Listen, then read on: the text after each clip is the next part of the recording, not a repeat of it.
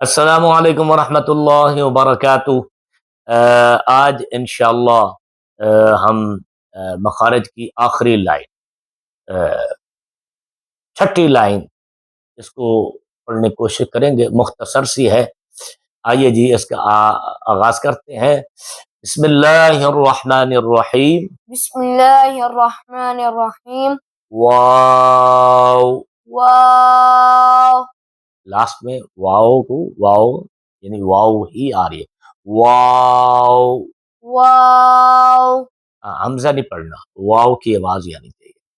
یہ اس کا مخرج جو ہے نا، دونوں ہونٹوں کو دونوں ہونٹوں کو گول کر کے گول کر کے ادا ہوتا ہے۔ ادا ہوتا ہے۔ اونٹ گول ہوں لیکن درمیان والا حصہ ملے نہ تمام، واو، ٹھیک ہے۔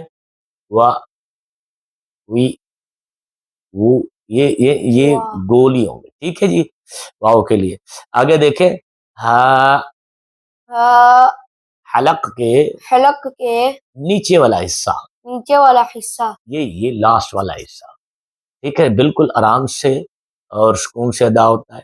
ہا، ہا، ہاں، یہ پیٹ جو ہوا آ رہی ہے اس کو آرام سے آنے دے اور بالکل نارمل طریقے سے ہا ادا ہوتا ہے۔ ہا، ہا، ہاں، اگر ہم ہا کو دیکھیں وہ تھوڑا سا گلے کی جو رگیں ہیں یہ آپس میں ایسے دبانی پڑتی ہیں، پھر جا کے ہا ادا ہوتا ہے۔ حمزہ، حمزہ، یہ بھی حلق کے حلق کے نیچے والے حصہ سے نیچے والے حصہ سے ادا ہوتا ہے۔ ادا ہوتا ہے۔ یہ بھی حروف حلقیہ میں سے ہے، ہا بھی اور حمزہ بھی بالکل آرام سے ادا ہوتے ہیں۔ حمزہ کو عین کے ساتھ فرق رکھنا پڑے گا، ان کی آوازوں کو ہم انشاءاللہ آگے آپ لوگوں کو بتائیں گے کہ اس میں فرق کیسے رکھنا ہے۔